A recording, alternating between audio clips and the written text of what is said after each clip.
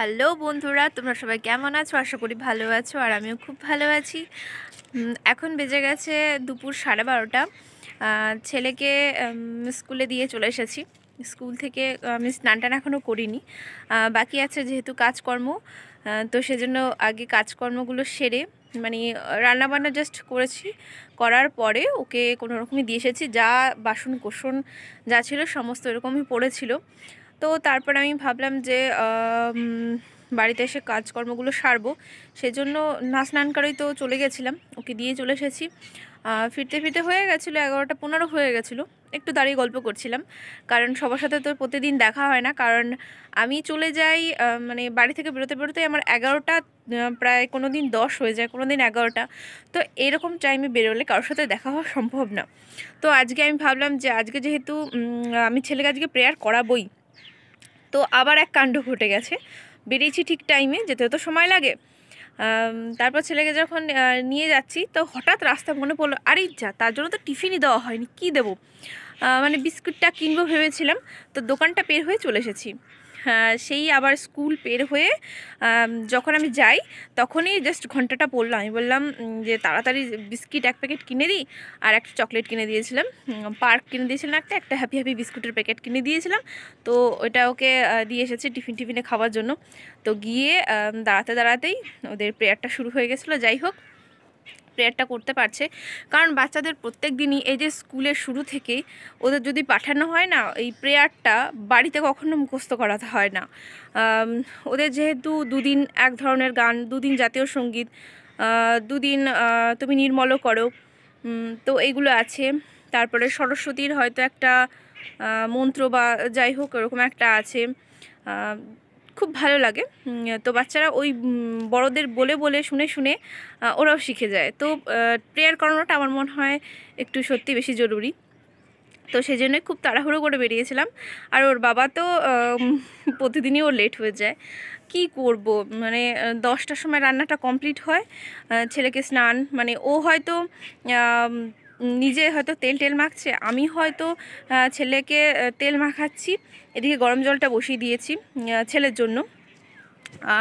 ছেলের হয়ে গেলে তারপর ওর বাবার জন্য বসাই। তো এরকম করে মানে ও হয়তো স্নানটা করিয়ে দিয়ে এসছে, এদিকে আমি রান্নাটা করছি। তা স্নান হয়ে গেলে আমি গিয়ে মানে মুছে টুছে জামা কাপড় পরিয়ে দিচ্ছি। এই রকম তাড়াহুড়ো হয়ে যায়। তারপরে ওকে দিয়ে আসার পরে আমার যত কাজগুলো আছে আমি একটু ধীরে ধীরে সারতে পারি। এই হচ্ছে ছেলেদেরকে মানে বাচ্চাদেরকে স্কুলে দিয়ে আসলে মাদের একটু কাজ করার সুবিধা, জাস্ট এইটুকুই। আর তাছাড়া তো ওদেরকে তো স্কুলে পাঠাতেই হবে, নিজেদের কাজ থাক নাই থাক। অসুস্থ বাদ দিয়ে ছেলেদেরকে স্কুলে পাঠানো আমার মনে হয় ভালো। আগের বছরটা প্রচণ্ড বন্ধ গেছে, প্রচণ্ড। আর আগের বছরটা যেহেতু চাপ দেয়নি, সেজন্য আমি আগের বছরটা অতটা কেয়ার করিনি। তো এই বছরটা জাস্ট কেয়ার করে, মানে কি বলবো, জাস্ট না, মানে কেয়ার করেই ওকে চালাতে হবে। কি পড়ছে না পড়ছে একটু সকাল বিকেলে তো হয় না, কারণ ও ঘুমোয়। সকালবেলাটা ঘুম থেকে ওঠার পরে খাওয়ানোর পর যতটুকু টাইম দিতে পারি, ওই রান্না করতে করতেই ওর বাবা আসার পর যতটা টাইম দিতে পারে দুজনে মিলে। আর সন্ধ্যাবেলাটাও সেম, ওই একই রকম। তো ওইভাবেই চলছে, দেখা যাক কতটা কি পারছে।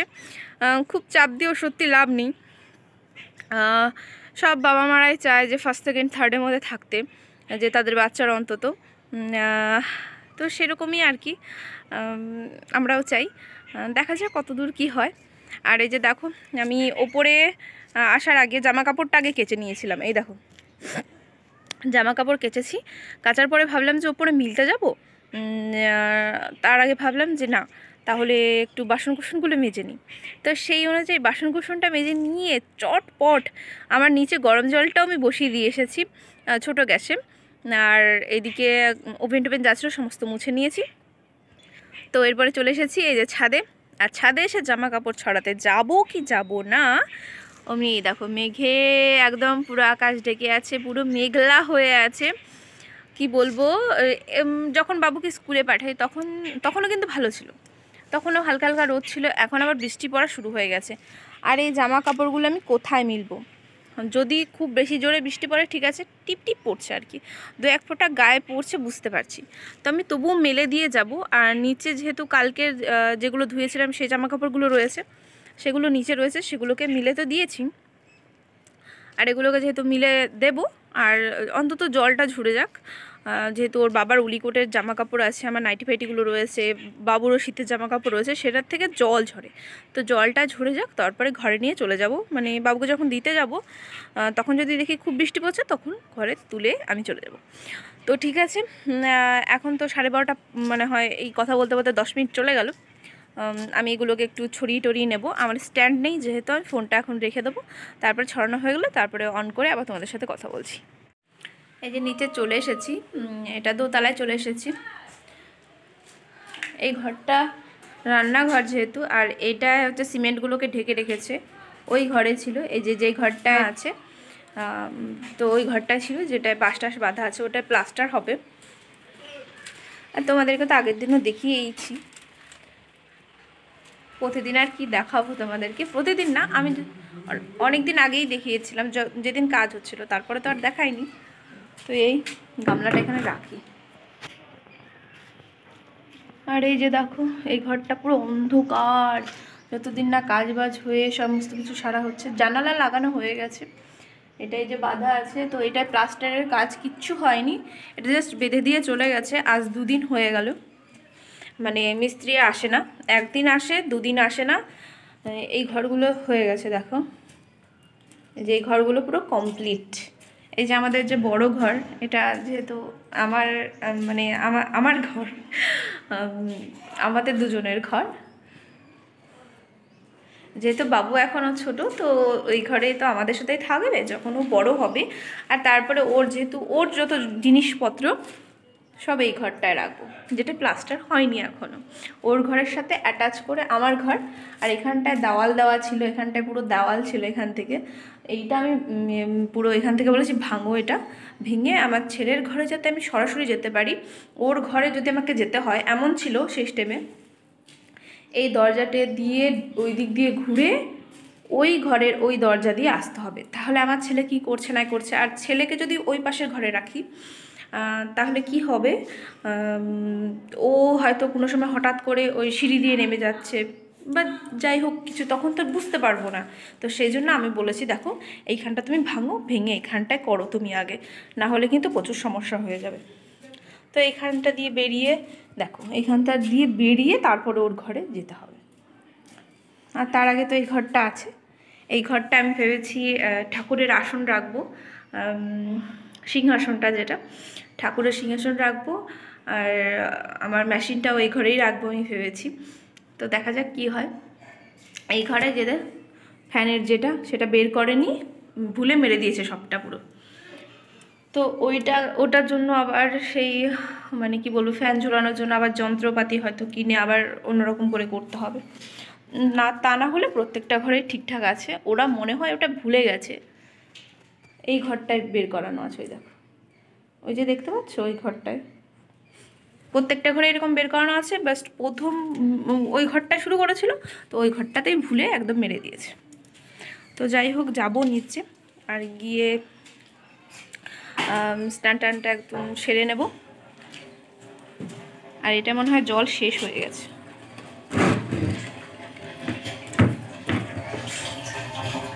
জল মনে হয় শেষ হয়ে গেছে, তার জন্য ছেড়েছে, একদম ট্যাঙ্কের জল শেষ।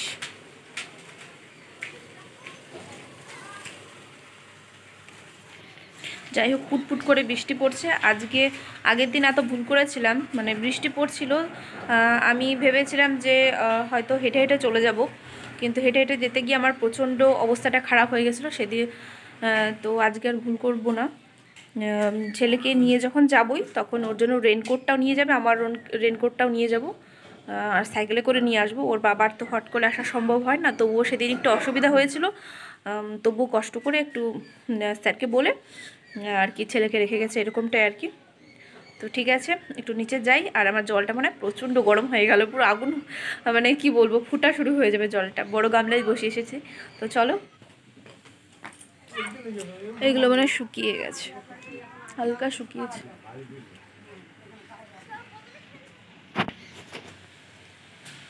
এগুলো ঘরে নিয়ে রাখি। এই যে দেখো, এটা মানে হালকা হালকা শুকনো হয়ে গেছে, যেহেতু বৃষ্টি পড়ছে সেজন্য ঘরে নিয়ে আসলাম। আর ওই যে আমার মোজা আর ছেলের মোজা সব ঘরের মধ্যে রেখে দিয়েছি, যাই হোক, এইগুলো এখন একটু রেখে দেবো। জল ফুটে ধোয়া বেরোচ্ছে একদম রে। তো এই যে দেখো, স্নান টান করে রেডি হয়ে চলে এসেছি। আর মাথার চুলটা একটু ভেজা আছে, হেয়ার ড্রায়ার দিয়েছিলাম, তবুও একটু একটু ভেজা আছে যেহেতু তেল আছে মাথায়। আর ছেলের বাবা ফোন করছে, বলছে তুমি একটু তাড়াতাড়ি চলে যাও, এখনও 1:30 বাজেনি, এত তাড়াতাড়ি গিয়ে আমি কী করবো, এখন ওদের টিফিন চলছে, 1টা থেকে টিফিন চলে। তো আমি বলেছি একটু সময় যাক, টিফিনের পরে আমি 2টোর আগে গিয়ে মানে চলে যাব। তো 2টোর সময় যে পিরিয়ডটা হয় তখন দেখবো যে কীরকম বৃষ্টি হচ্ছে না হচ্ছে, তারপরে ওকে নিয়ে চলে আসবো। যাই হোক, ও ওখান থেকে টেনশন করছে, ফোন করলো। আমরা ঠিক আছে, তুমি টেনশন করো না, আজকে রেইনকোট নিয়ে যাব, আর কোনো সমস্যা নেই। এই জামাটা মানে ঘরে ছিল, হঠাৎ করে মানে মাঝে মাঝে পরা হয়, মাঝে মাঝে পরা হয় না। অনেক এরকম কুর্তি আছে, মানে কি বলো তো, কিছুদিন পরার পরে কুর্তিগুলো এমনই হয়ে যায়, আর পরতেও ইচ্ছে করে না সেগুলো, একই রকম একই রকম অনেকদিন পরতে ইচ্ছে করে না। তো মিশো থেকে আমি 3টে মানে অর্ডার করেছি, দেখা যাক কবে আসে। ফেব্রুয়ারির 1 তারিখে আসার কথা, তার আগে হয়তো চলে আসবে। আর যে দেখো আমার চুলগুলো কি অবস্থা হয়েছে, ঘোড়ার লাজের মতো হয়ে গেছে। বড় আছে, এটা যেহেতু আমার লেয়ার কাট করা ছিল, চুল খুব একটা ছোটও নেই, আর একটু ছোট করতে চাইছি, কিন্তু আবার একটু কষ্টও হচ্ছে।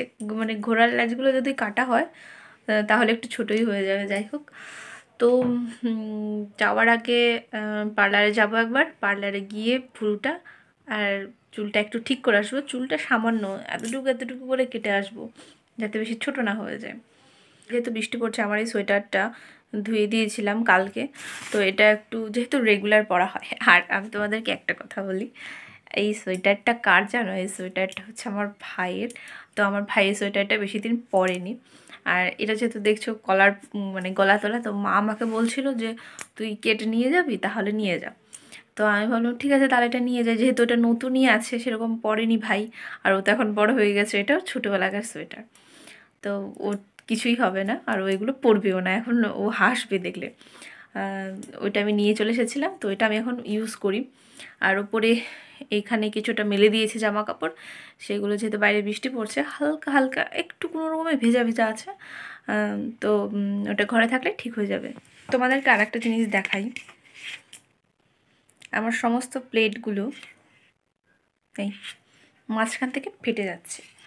তো এইগুলো 6 পিস নেওয়া হয়েছিল মেলা থেকে, তো কমা জিনিস কমাই হয়, আর কি বলবো, আর ভাববে যে তুমি একটু কম পয়সায় নেবে, সেটা হচ্ছে আমি ভালো পাবো না। কম দামের জিনিস তোমাকে কমাই দেবে, কোয়ালিটি ভালো দেবে না। তো সেরকম হচ্ছে এটা, মেলা থেকে নেওয়া হয়েছিল, বর নিজে নিজে নিয়েছে এটা। আমি দেখেই ভাবলাম যে এতটা পাতলা, একটু কম পয়সা, যেহেতু যেগুলো যেরকম দাম তার থেকে কিছুটা কম আর কি, খুব বেশিও কম নয়। নিয়েছে এরকম 6টা, আর এখন জানি না কেন কি হয়েছে, এরকম প্রথমে একটা হয়েছিল, সেটা পুরো ক্রস হয়ে ফেটে গেছিলো। সেটা ফ্রিজে রাখা ছিল, তো ফ্রিজে বেশি ঠান্ডায় সেটা মাঝখান থেকে ফটাস করে ফেটে গেছে এরকম। তো হঠাৎ এইটার উপরে দেখলাম মনে হয় কিছু চাপ পড়েছে, তো চাপ পড়ার ফলে যেহেতু আমি কড়াই, প্রেশার কুকার, বালতি সমস্ত কিছু রাখি, তো মানে গামলাগুলোর মধ্যে ধোয়ার পরে একসাথে রেখে দিলাম, তো এটা মনে হয় নিচে ছিল, প্রেশার কুকারটা মনে হয় এর ওপরে পড়েছে, তো সেই চাপে এটা ফটাস। কি করব আর, এরকম আরও 4টে আছে ইউজ। এখন আর কোনো কিছু ভেতরে রাখি না, যেগুলো আমার বেশি দরকার নেই সেগুলো রেখে দিই, আর বাদ বাকি অনেক কিছু আমি বাইরে বের করেছি, কারণ ওগুলো পরে থেকে সারা জীবন পরেই থাকবে, কোনো দিন ইউজও করতে পারবো না। সেজন্য এখন সব কিছুই টুকটাক যেগুলো দরকার বেশি বেশি অনেকগুলো করে বের করে ইউজ করে ফেলছি। অনেক যাবে অনেক আসবে, ঘরে রেখে দিলেও ঘরেই পড়ে থাকবে। তো ঠিক আছে, পরে আবার তোমাদের সাথে দেখা হচ্ছে, কারণ আমি একটু বসবো, বসার পরে চুলটা একটু শুকনো হলে সোয়েটারটাই যে বের করে নিয়েছি, সোয়েটারটা পরবো, আর মাথায় যেহেতু চুলটা বেঁধে তারপর ছেলেকে আনতে যাবো। তো ঠিক আছে। তো আমার দুষ্টুটা স্কুল থেকে চলে এসেছে, তারপরে ওর খিদে পেয়ে গেছিলো, আমাকে বলছিল মাম্মি কি খাবো। আর সকালবেলা যেহেতু একবেলার মাপে ভাত করেছিলাম, আর গরম গরম খাবো বলে পরে তখন দেখো সুজি করেছিলাম, আর আমি হাতের গোলা রুটি করেছিলাম, আলু ভাজা করেছিলাম। সেটা একদমই কেন জানি না ভিডিওটা করেছি, বাট অল্প একটু উঠেছে, বেশি ওঠেনি।